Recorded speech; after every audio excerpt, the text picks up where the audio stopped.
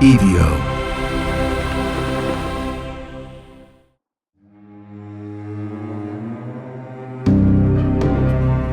All right, welcome back to the Devil's Ledger for the week of February 2nd. Happy Groundhog's Day. Here's hoping that little furry weather prophet pops out, takes a look around, and gives us all the sign that we're ready for. Winter winding down and spring inching ever closer. We could all use a little thaw, a little light, and some fewer layers, probably. All right, now let's get into this week across the Evio Network. We start, as we always do, with the creepiest thing that I heard this week.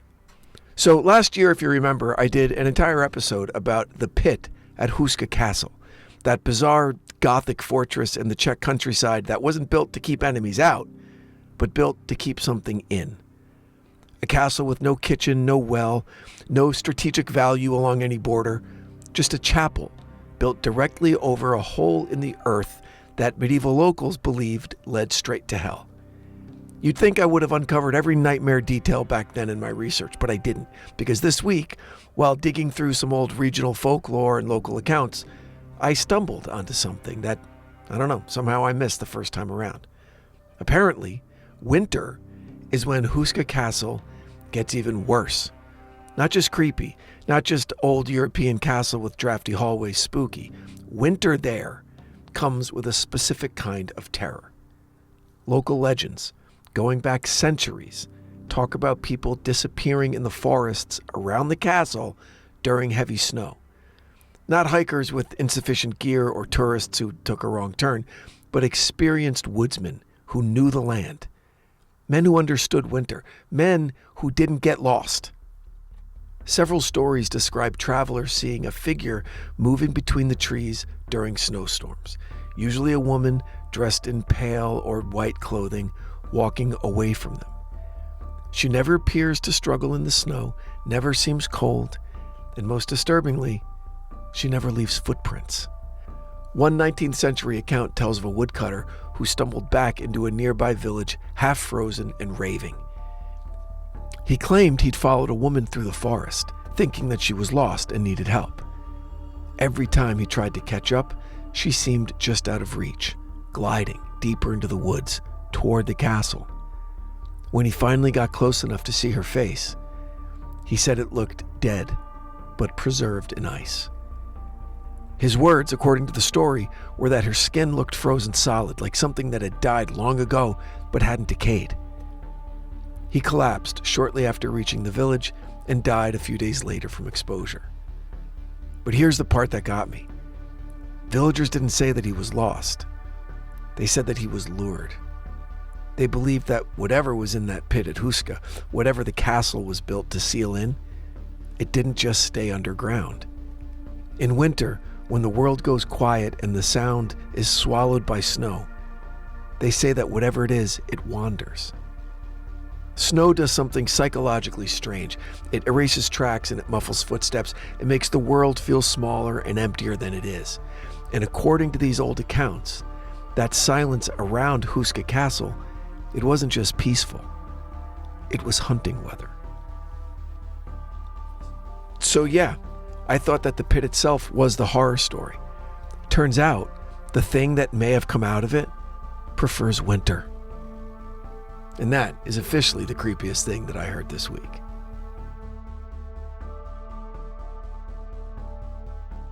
All right, let's see what's going on the network.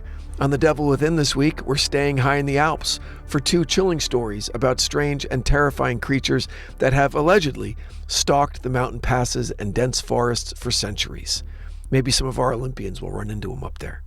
Because these are the kind of legends that are born from isolation, from snow-choked trails, and the kind of silence that makes you feel like something's watching. Travelers disappearing, footprints that don't match any known animal, shapes moving between trees just beyond the reach of lantern light. Sure, the Alps are beautiful, but they're also ancient.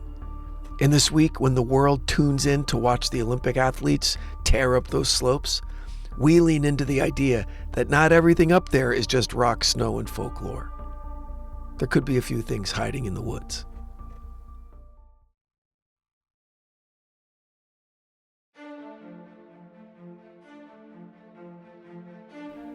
On the Ides of April, we conclude our series on the assassination of Martin Luther King Jr.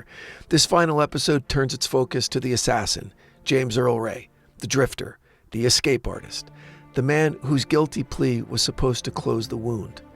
But as we explore, that plea was not the salve that America needed. Questions lingered, doubts spread, and the sense that the full truth slipped through our fingers has never fully gone away. It's a sobering, necessary end to one of the most painful chapters in modern American history. On Criminal Mischief, we travel back to 1893, a brutally hot summer day in Fall River, Massachusetts. Cries of murder tore through the neighborhood. Inside a modest home, Andrew Borden and Abby Borden were found brutally slain, struck multiple times with a hatchet. But the shock didn't stop there. Police arrested Andrew's daughter, Lizzie Borden, accusing her of murdering her father and stepmother in one of the most infamous cases in American history.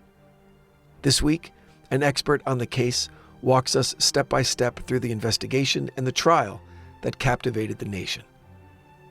And more than 130 years later, the double homicide remains officially unsolved and endlessly debated.